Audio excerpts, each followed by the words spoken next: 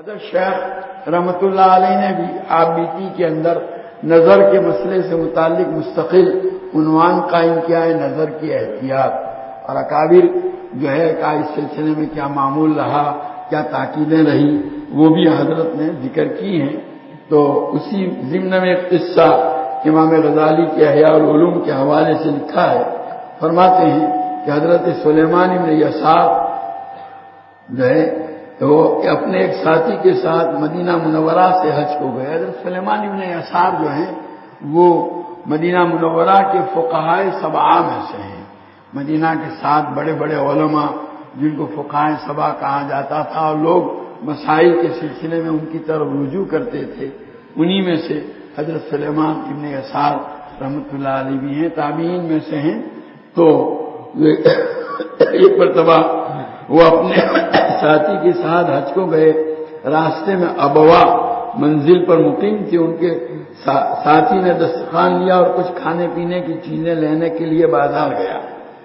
حضرت سلیمان خیمے میں تھے، بہت نہایت حسین و جمیل اور نہایت پرہیزگار تھے، بڑے حسین و جمیل تھے وہ۔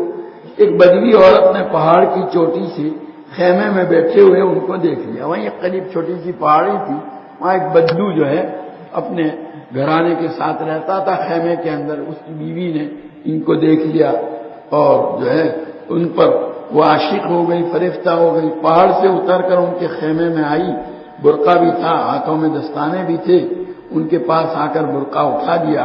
وہ عورت بھی حسن و جمال میں چاند کا ٹکڑا تھی اور حضرت سلیمان سے کچھ طلب کیا۔ حضرت سلیمان سمجھے کہ کچھ کھانے کی چیز مانگ رہی ہے، وہ دسترخوان کی طرف بڑھے کہ کچھ کھانے کو دیں۔ اس نے کہا مجھے یہ نہیں چاہیے، مجھے تو وہ چاہیے جو بیوی اپنے شوہر سے چاہتی ہے۔ حضرت سلیمان نے فرمایا تجھے شیطان نے میرے پاس بھیجا ہے، یہ کہہ کر دونوں گھٹنوں پر منہ رکھ کر کے بے تحاشا رونا شروع کر دیا اور چلا چلا کر رونے لگے۔ وہ عورت تو یہ منظر دیکھ کر چلی گئی، یہ بیٹھے روتے رہے۔ اتنے میں ان کے رفیق آئے، دیکھا تو رو رہے ہیں، آنکھیں پھول رہی ہیں۔ انہوں نے یہ منظر دیکھ کر سبب پوچھا، کہا بچے یاد آ گئے؟ انہوں نے کہا ہرگز نہیں، تمہاری غیبت میں ایک قصہ پیش آیا اور پھر واقعہ سنایا۔ ان کے ساتھی بھی ان کے ساتھ بیٹھ کر رونے لگے، دسترخوان وغیرہ بھی اٹھا لیا۔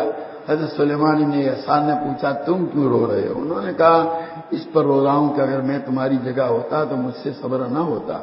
یہ دونوں روتے ہی رہے اور جب مکہ پہنچے طواف اور سعی سے فارغ ہو کر حجر اسود کے سامنے حضرت سلیمان ایک چادر میں لپٹے ہوئے بیٹھے تھے کہ نیند آ گئی۔ خواب میں ایک نہایت حسین جمیل شخص کی زیارت ہوئی۔ انہوں نے ان سے پوچھا کہ آپ کون ہیں؟ انہوں نے کہا یوسف۔ انہوں نے عرض کیا کہ یوسف صدیق آپ ہی ہیں؟ انہوں نے فرمایا ہاں۔ انہوں نے کہا آپ کے اور زلیخا کے قصے میں بھی بڑی تعجب کی بات ہے۔ تو حضرت یوسف علیہ السلام نے فرمایا کہ ابوا والی عورت کا قصہ اس سے زیادہ عجیب ہے۔ کوئی وہ اللہ تبارک تعالیٰ کی طرف سے بشارت تھی